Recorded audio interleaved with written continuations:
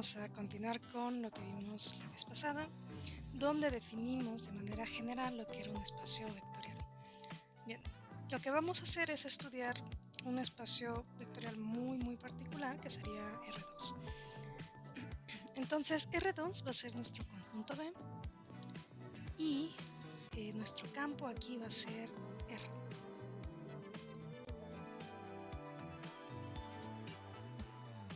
Bien, entonces tenemos un conjunto, tenemos un campo y lo que nos falta es definir dos operaciones.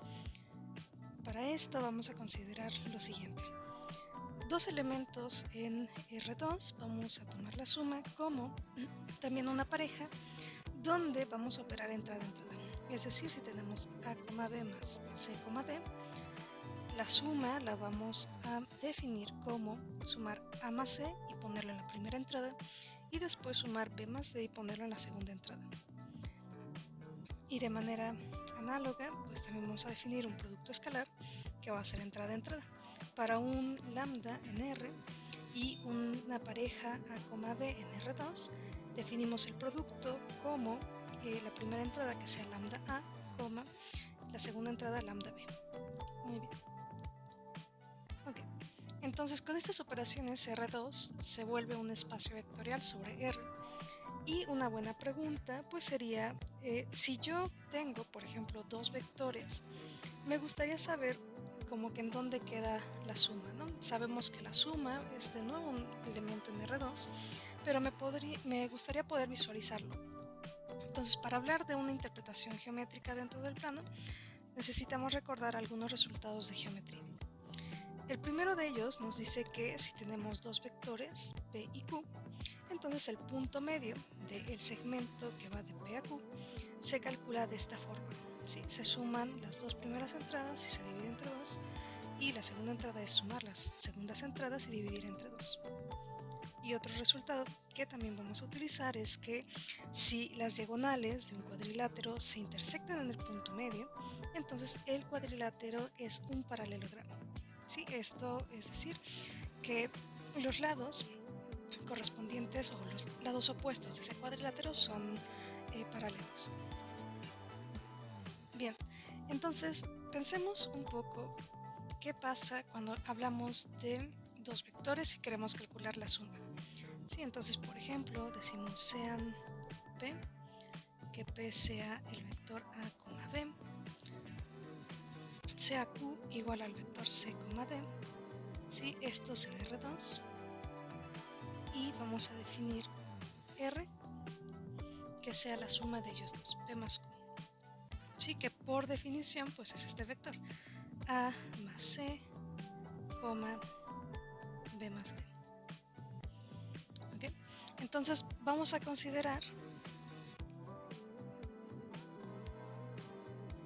el cuadrilátero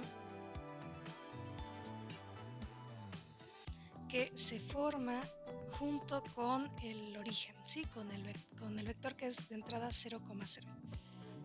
Al vector que tiene entrada 0,0 le voy a poner O, ¿sí?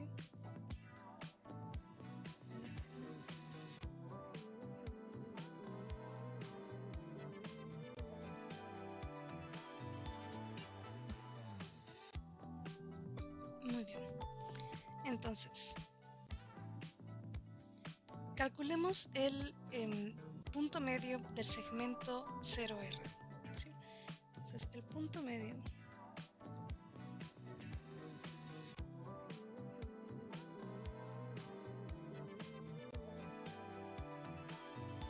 sabemos que la forma de calcularlo pues es sumar las primeras entradas, dividir entre 2, sumar las segundas entradas y dividir entre 2, ¿sí? Y como en este caso tenemos que R esa es la entrada, ¿no? A más C, B más D, y este 0 con 0, entonces sería este entre 2 y este entre 2, ¿sí? Entonces sería igual a más C sobre 2, B más D sobre 2. Ahora, el punto medio del segmento PQ, ¿quién sería? Bueno, si P es de esta forma y Q es de esta forma, entonces el punto medio es A más C sobre 2 y luego B más D sobre 2.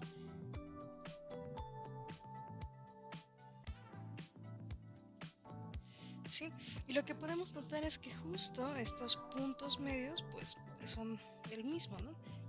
Entonces si consideramos el cuadrilátero que forma 0, P, Q y R por el segundo hecho que mencionamos de geometría, tendría que pasar que es un paralelogramo, ¿sí?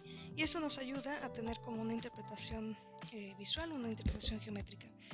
Por ejemplo, si nosotros aquí tenemos el 0, que es el origen, la parejita 0, 0, aquí tenemos Q y aquí tenemos P, y queremos saber cuál es el lugar o dónde quedaría la suma, lo que podemos hacer es tomar por aquí este vector. Lo que hacemos es como copiarlo, ¿sí? De manera que sea paralelo, si una recta paralela, pero que ahora empiece en el punto Q, ¿sí? Entonces justo donde llegue a coincidir, pues aquí estaremos encontrando la suma de estos dos vectores. Muy bien, bueno, esto es con la suma. ¿Qué pasa con el producto escalar? Bueno, para el producto escalar vamos a recordar lo siguiente. Recordemos que la distancia de dos puntos en el plano pues se calcula de esta forma, ¿sí? Si este es el punto A1 y este es el punto A2, pues hacemos la resta de las respectivas entradas, elevamos al cuadrado, la sumamos y después sacamos raíz. Y el segundo hecho que vamos a usar es que si tenemos tres puntos en el plano, entonces B está en el segmento AC, sí, solo si al momento de calcular estas distancias AB, BC, AC, sucede esta igualdad, ¿sí? Que la distancia de AB, aquí aparece B de manera intermedia, más la distancia de B a C coincide con la distancia de A a C. Bien, entonces con esto vamos a ver qué pasa con el producto escalar. Por ejemplo, si tenemos que estamos con el vector 0, 0, 0, entonces si nosotros hacemos lambda por este vector, obtendríamos que sería lambda por 0, lambda por 0, que sería de nuevo el vector 0. Entonces esto sucede para cualquier lambda, no importa el lambda que tomemos, esto siempre sucede. Por lo que ahora vamos a enfocarnos en ver qué pasa si tomamos vectores que no son 0 y vamos a ver cómo se comporta cuando multiplicamos por un escalar ese vector. Entonces sean A, B igual a P, este distinto del vector 0, y Q que sea igual a lambda veces P. Si es lambda veces P, pues sería lambda veces A por B, que sería igual a lambda veces A, lambda veces B. Muy bien. Entonces, recordemos lo siguiente. Por ejemplo, la distancia de 0 a P, por el primer hecho que aumentamos, sería A cuadrada más B cuadrada raíz. La distancia de 0 a Q sería lambda A al cuadrado más lambda B, esto al cuadrado, y luego tomar la raíz. Y esto, ya simplificándolo, pues sería el valor absoluto de lambda por la distancia del vector 0 a P. Y finalmente, la distancia de P a Q será igual a menos lambda A, esto al cuadrado, más B menos lambda B, esto al cuadrado, y raíz. ¿Sí? Y esto, de nuevo, simplificando, nos quedaría valor absoluto de 1 menos lambda por la distancia de 0 a P. Entonces, algo que podemos notar es que tanto la distancia de 0 a Q como la distancia de P a Q queda en términos de la distancia de 0 a P. Bien, entonces con esto afirmamos lo siguiente. En caso de que lambda sea mayor o igual que 1, entonces P va a estar en el segmento de 0 a Q. ¿Y cómo vemos esto? Bueno, lo que vamos a hacer es usar justo el segundo hecho de geometría que vimos antes. Por ejemplo, si queremos ver que P está en este segmento, pues vamos a calcular la distancia de 0 a P y de P a Q y ver que coincide con la distancia de 0 a Q. ¿Sí? Entonces, por ejemplo, tenemos la distancia de 0 a P más la distancia de P a Q. Esto por todo lo anterior sería la distancia de 0 a P más el valor absoluto de 1 menos lambda por la distancia de 0 a P. ¿Sí? Esto recordando quién era la distancia de P a Q, que es esto. Bien. Ahora, como lambda es mayor o igual que 1, entonces este valor absoluto nos quedaría como lambda menos 1. Entonces esto sería igual a distancia de 0 a P más lambda menos 1 por la distancia de 0 a P. Desarrollando esta parte, esta distancia se va con este segundo sumando y solo nos quedaría lambda veces la distancia de 0 a P, que lo podemos ver como el valor absoluto de lambda por la distancia de 0 a P.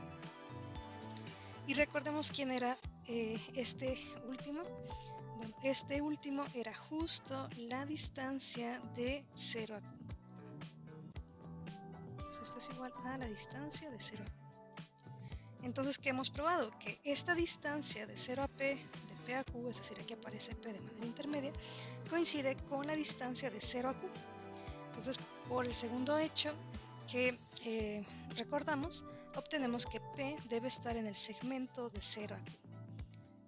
Y bueno, con un razonamiento análogo se puede probar que si lambda ahora está entre 0 y 1, entonces Q es el que está en el segmento de 0 a P. Y por último, que si lambda es menor o igual que 0, entonces 0 está en el segmento P a Q. No importando el caso, lo que podemos observar es que Q pertenece a la recta que forma 0 y P, y esto queda descrito de esta manera. Para el caso lambda mayor o igual que 1, si esta es la recta, entonces Q queda de este lado. Para el caso entre lambda de 0 a 1, si esta es la recta de 0 a P, Q queda aquí en medio. Y para el caso lambda menor o igual que 0, si este es el segmento 0P, entonces Q queda de este lado.